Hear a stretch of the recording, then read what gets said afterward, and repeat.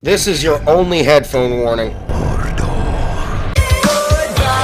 goodbye to the knife that you sharpen with your life. Say goodbye to the dark side. Greetings, fellow Gravewalkers, and welcome back to another video. And in this video, I will be giving my opinions on things that would have made Shadow of War even better. And this video has been in the work for close to 6 months now, because I am terrible at writing and recording scripts.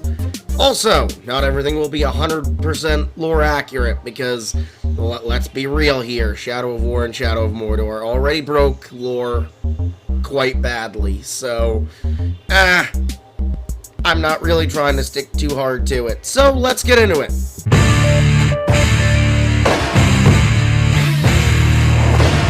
The most obvious is more tribes. The ones we already have are great, some are weaker than others, but they're all unique. But imagine if we got more DLC tribes than just Outlaw and Slaughter. I propose Goblins! This tribe would have been designed to always be smaller in stature than normal orcs, similar to the Thin Bones, with more cobbled together armor, like we see in the Mines of Moria in the Fellowship of the Ring. As for Ologs, while they would be the same stat-wise to every other Olog, artistically, they would look more like the Goblin King in The Hobbit. The Glutton Olog already looks similar to the Goblin King as well. This wouldn't be too far outside the realm of possibility, as goblins in Middle-earth are just smaller orcs who live in caves, but would and do bow to Sauron if there's no other option. As for the caves thing, I would imagine them appearing as random captains more often in Cirith Ungol than other regions. For a tribe trait, I'd give them enhanced mobility, being small little buggers who would essentially always have the trickster and assassin's knack for jumping over you. Another good one would be the Gundabad Orcs. These orcs lived in the north end of the Misty Mountains and were bigger and stronger than normal orcs from Mordor, and supported the Witch King in the War of Angmar, giving a lore reason why they would be here in Mordor rather than their mountainous homes. They would be followers specifically of the Witch King and would spawn more in areas where the Nazgul ruled, mostly in Minas Morgul, though could also be found around Saragost as it mimics their frigid mountainous homeland. These orcs would always spawn as the taller, bulkier orcs, similar to the ones on screen now. Their tribe special armor would be heavy plate and light pelt and bone. For a tribe trait, I'd give them a 50-50 chance of them using two-handed weapons like a battle axe, greatsword, or glaive/pike. Due to their greater strength, it would be far more effective for them, and we even see this in The Hobbit, The Battle of Five Armies. Two-handed weapons would knock you over if hit by an unblockable attack, and deal a bit more damage. As for the 50-50, if they didn't have a two-handed weapon, they would have increased strength in the form of a slight damage increase, and pushing and pulling you around more. To add to it, they could have slightly higher health as well. To make them slightly more balanced against the other tribes, they would be rarer in Nirnan and Cirith Ungol and wouldn't spawn in Gorgoroth or Lithlad. But Gundabad orcs from other regions would have a higher chance of following you across regions, even to Gorgoroth and Lithlad. They could also have a higher chance of spawning as random ambushes after you become a Nazgul to make the endgame a bit more challenging. Next could be a group of ancient orcs who served Morgoth, or even young orcs who would rather serve Morgoth. It would be cool to see a faction like this causing infighting, maybe even having an effect on fortress sieges where there's a random chance that followers of Morgoth sabotage the defenders or even aid you in taking it. This doesn't mean they would necessarily be our friends though. They would help up until the end of the siege, where they would then turn on you, giving you the chance to dominate them as well. They would also spawn more often in Cirith Ungol, Gorgoroth, and Saragost, being there the most Mordor of places. I would imagine them avoiding Minas Morgul due to it being the Witch King's domain, meaning they would spawn less and wouldn't cross regions there. After becoming a ring wraith, they would ambush you in other regions more often, seeing you now as another of Sauron's bumbling boogaloo.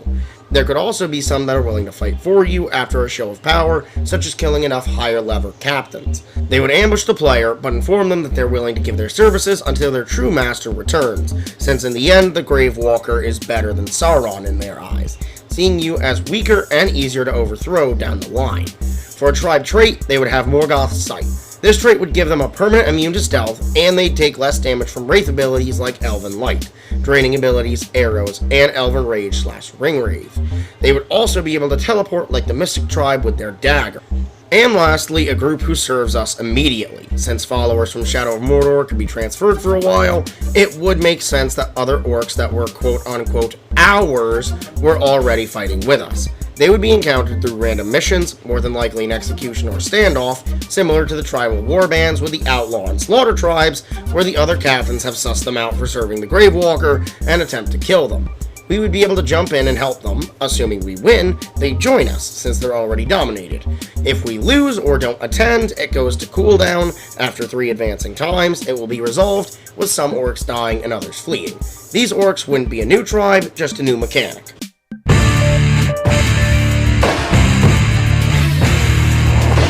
For number 2, I have another addition to the Orcs, giving them more personality after becoming our allies. Currently, they're kinda boring. Sure, they show up to save you sometimes, and you can have bodyguards, but beyond that, they have nothing really. They lose the most important thing: personality! They're no longer funny or menacing. They just say one-liners in missions, and that's the end. I say let them randomly show up to help in fights. Rarely will get gifts or info delivered, but why end it there? Let them show up to help us fight if we're in trouble. Maybe you get on low health and they come in from the side and tackle the enemy to the ground while yelling about their loyalty. Maybe they show up to assist other ally orcs in fights. This would make even more sense for blood brothers. Maybe if you're fighting with a blood brother and they get weak, their brother will fly in and attack the enemy. Overall, they could have more dialogue with you too. Maybe you're walking around the fortress and some of the cool orcs say how much of an honor it is, while some of the sneering ones talk shit behind your back. Maybe when they betray you, they give an actual reason, a thing you did to build their anger this high. Or when they bring intel or a gift, they talk about where they found them. Maybe, I grabbed this orc while he was taking a leak, or I nabbed this one during the last siege. Maybe even tie the gift around the orc's personality, like warrior-driven ones bring orcs with epic weapons, machine tribe orcs bring ones with gems, and marauders bring ones with Miriam. And this isn't even the last time we're going to bring up how much more they could have done for ally orcs.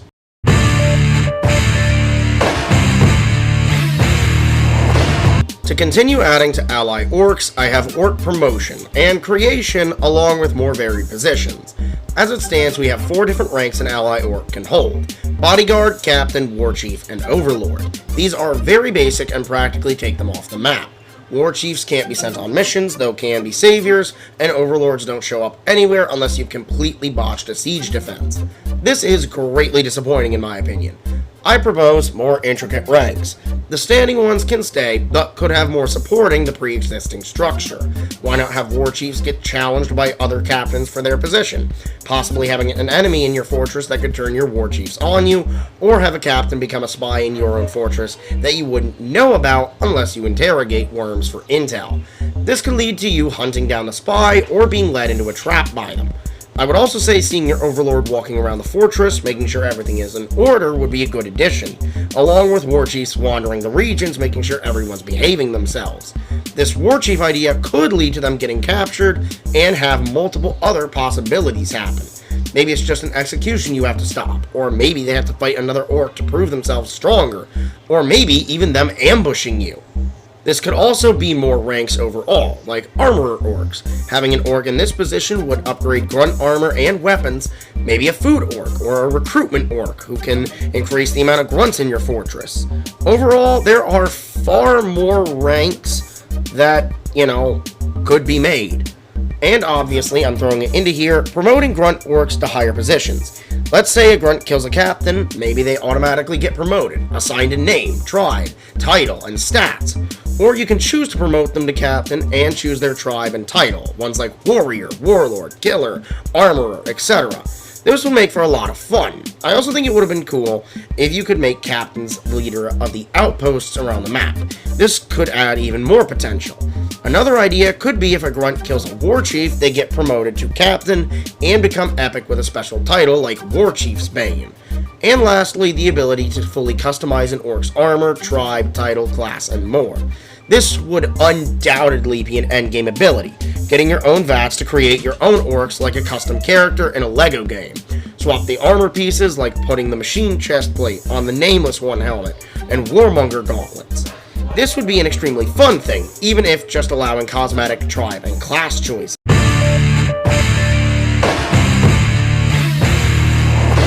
For number 4, I have better fortresses. Fortresses were a major selling point of Shadow of War, but they aren't as awesome as the trailers led us to believe. Especially in the endgame where you don't really need to worry about them anymore, since you can't lose regions if you don't do the mission. Along with some points in number 3, to fix this, I would say make the army screen bigger to allow for more ally and enemy orcs. There's currently 19 slots for captains, 6 for war chiefs, and 1 for overlord. I say double the captain slots to 38 or round it off at 40 or even 50. This would fix the world feeling like a ghost town in the endgame, since there, in theory, should always be at least 10 to 20 slots free for enemy orcs. I would also increase the amount of bodyguards a war chief and the overlord can have to 4, so there could be 5 orcs/ologs at every checkpoint, but allowing 1 or 2 of your assault leaders to help in the fight against the overlord, since the last room can already be challenging. There could also be more checkpoints with stuff from point 3 in place. Maybe add 4 new spots on a fortress, leading to larger, more chaotic sieges. This could also mean the fortress itself is larger. I would also have a way for regions to be taken if you don't go there often enough. This builds even more on point 3. Maybe your overlord gets taken prisoner after a spy infiltrates your fortress, or an enemy war chief turns your followers against you. There's multiple ways to do it that would make it feel like things are a little more dynamic, and feel like there's always something to do in the endgame. Another fun addition could have been region wars, where you meet each other on the edges of 2 regions and fight to enter. If the player won, you'd enter and fight through the region and take the fortress, or send spies through first.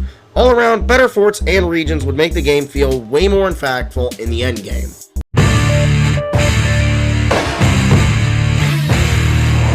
Next up for number 5, we have more regions. Having more regions would help some of the things I've mentioned previously, like better forts. Imagine going back to the Black Gate and taking it as well, or where the tower was. Getting to explore around Barad-dûr could also be fun as well, though without a fortress. Maybe a DLC that takes you to Minas Tirith to defend it. Imagine playing through a smaller version of the Battle of Pelennor Fields, or elsewhere in Mordor, like even further south of Nirn. There's so many possibilities that could have been realized if WB were willing.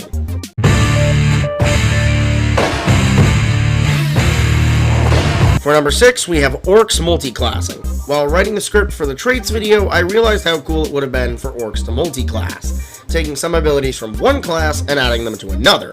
Imagine a Dark Tank Berserker or a Marauder Commander Destroyer. These could have been things you choose for your orcs, or to balance it out a little, make it so only some classes can be multi-classed together, like Berserker and Destroyer, and Beastmaster and Tracker. Letting the player do it could allow you to hone in and iron out specific strengths and weaknesses. Does an orc of the Berserker class have Beast Fodder? Multi-class with Beastmaster, so wild beasts won't attack him. Would your Destroyer benefit from higher damage? Multi-class with Berserker. The situations go on, but this in theory could have been an interesting idea for WB and Monolith to entertain.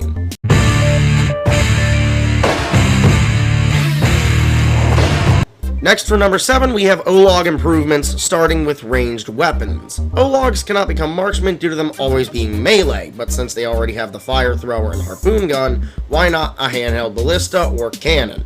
I find it hard to believe Ologs couldn't use ranged weapons at all. Imagine hearing from behind you, "Ranger boy!" You turn around and there's a chosen Olog standing there with a massive ballista in his hands, ready to fire a bolt.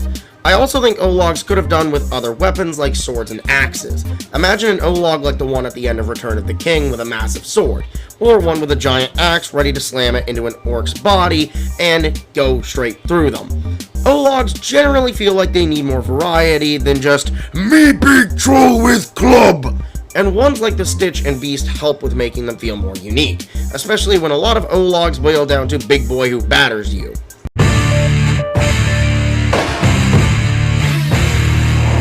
And lastly, for number 8, another improvement could have been made for zombies. As it stands, zombies are likely the last great item added to your toolkit once you complete the game, allowing you to resurrect nearby grunts. And if you're using pieces of the Nazgul set like I do, you'll randomly see grunts resurrecting in general after dying. But we're here to talk about captains revived with Undying Loyalty. This ability is unlocked in the Minas Morgul Fight Pit's champion level. If one of your orcs completes it, you unlock Undying Loyalty, allowing you to resurrect dead allied captains on the army screen while making them weak to fire and losing their minds. Beyond the disappointment of undead gargles, you also can't resurrect them in battle like the ability video shows. So I propose resurrecting captains in the moment with Raise Dead like any other orc, allowing them to rejoin the fight. I also think there should be a chance they remain with their brains intact like we see Zog do, or have captains revived in the battlefield keep their minds, while those done on the army screen lose theirs. Beyond that, the weakness to fire seems weird. I get it was meant to balance you, being able to bring them back, but why does it really matter? It's a single-player game. It definitely wouldn't make it any easier, because by the time you're to where I am, orcs dying is an annoyance more than a breaking loss. Weakness to fire just ensures that they're useless in online sieges, where more fire is thrown around than a pyrotechnics show.